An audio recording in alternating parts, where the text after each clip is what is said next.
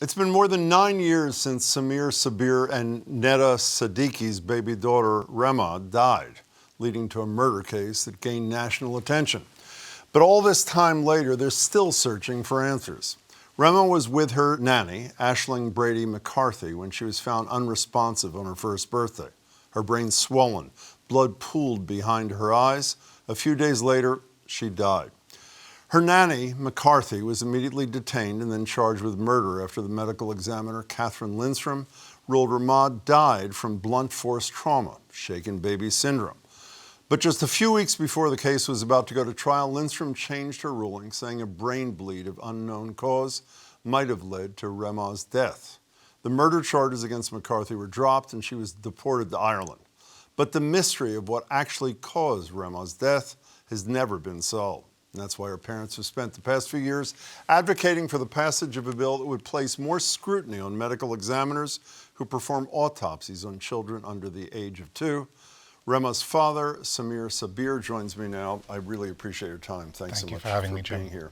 You know, we're going to unfortunately spend the next few minutes talking about how your baby died. And I know she only lived for a year, but I thought we could maybe spend the first minute talking about how she lived, what kind of little girl she was. Sure. She was a shining light for us. She was our first child. She was the first granddaughter on both sides of the family. And she was full of energy from the day she was born, in fact, to the day she died. We have been blessed with 4 children since then, and I can say that she certainly had the most energy out of all of them. So we remember every minute with her. 9 years, but I am guessing there's not a day where you don't think about her and this. Is that a fair statement? This year it would have been her 10th birthday. And I think it's fair to say that we think about her every day, almost every minute of every day. Are you convinced that you know how she died, or is what drives you the uncertainty around how she died? What I would say is that when she died, I found it incredibly difficult to accept that somebody who we trusted and we thought cared for her had harmed her. And I looked for every conceivable potential cause aside from violence. And that led me down this path of understanding better the issues around shaken baby syndrome. And I can't ultimately, after that exercise, escape from the conclusion that that is how she died. If there was a 1% chance that it was something else, I would embrace that and run with it. So you are certain after all this examination? I am. We are. Yeah, Hannah Kruger's piece in the Globe about you and your family and this whole situation, she mentions, and I'd forgotten this from the time, you and your wife didn't speak at the time. It says on advice of lawyer. Are you speaking now because of your concern about this pending legislation? Is that what it is? We didn't speak at the time because we wanted to trust the system to run its course and not engage in the back and forth that was occurring in the media with the nanny's attorneys. Once the situation resolved itself as it did, we wanted to tell the story in a way that that made sense by people who understood the issue, and that's why we're here today. That's why we spoke to Dr. Sanjay Gupta at CNN as well. In that incredible series that Dr. Yes. Gupta from CNN did. You believe justice was denied you, obviously, do you not? Justice was denied our daughter, yes. Where was the breakdown? Who do you blame an individual? Do you blame the system as a whole? Where do you place blame? We're trying hard to avoid placing blame and trying to focus more on trying to ensure this doesn't happen again to other That's families. hard to, respectfully, that's very hard to do. It is very hard to is it do. not? It is hard to do. I think for us, justice means the system acknowledging that it failed us as opposed to, incarceration or consequences or punishment. Before we get to this piece of legislation that I know you're supporting, you can describe it to us.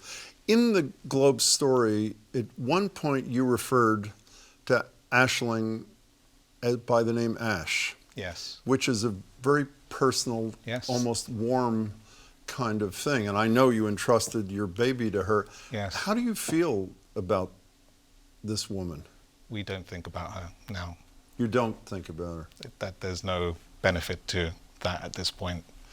An act to promote public safety and certainty related to child deaths. I believe it's Senator Friedman in the Senate and Representative Decker right. in the Yes. House. What would this thing do?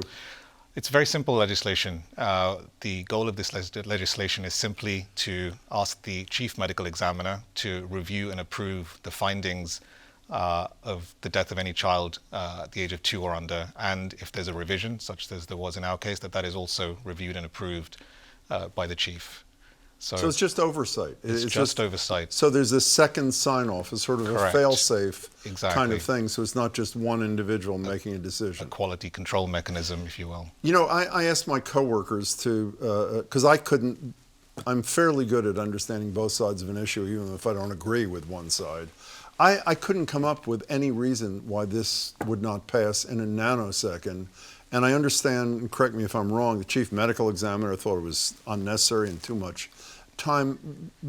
Is there a credible argument against this legislation? You know, we really thought long and hard about how to approach this in a way so that it would be non-controversial, so that it does not settle on one side or the other of an issue. And I think whoever you may ask, the idea of an additional gate or an additional check to ensure that a finding in the death of a child is accurate makes sense. I think the chief medical examiner feels as if it would be an undue burden on her time.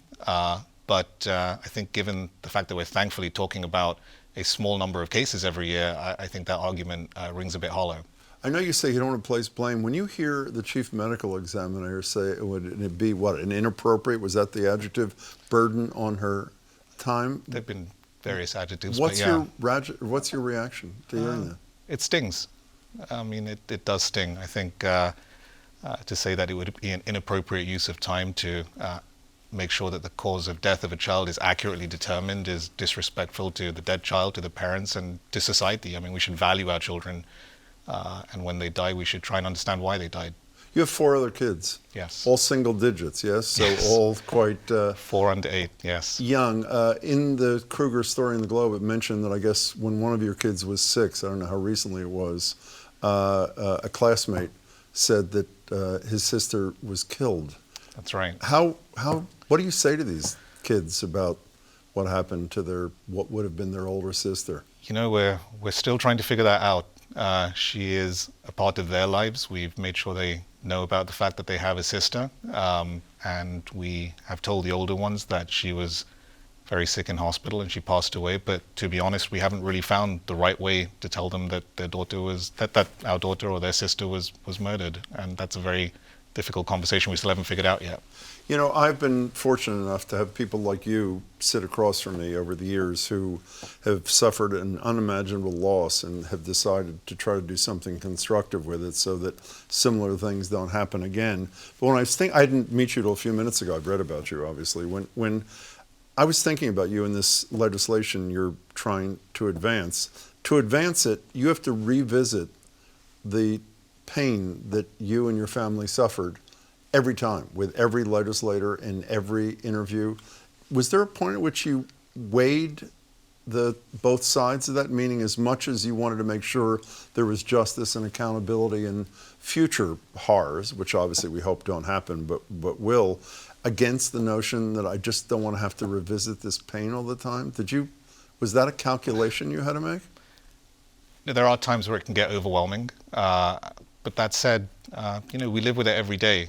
I think life moves on.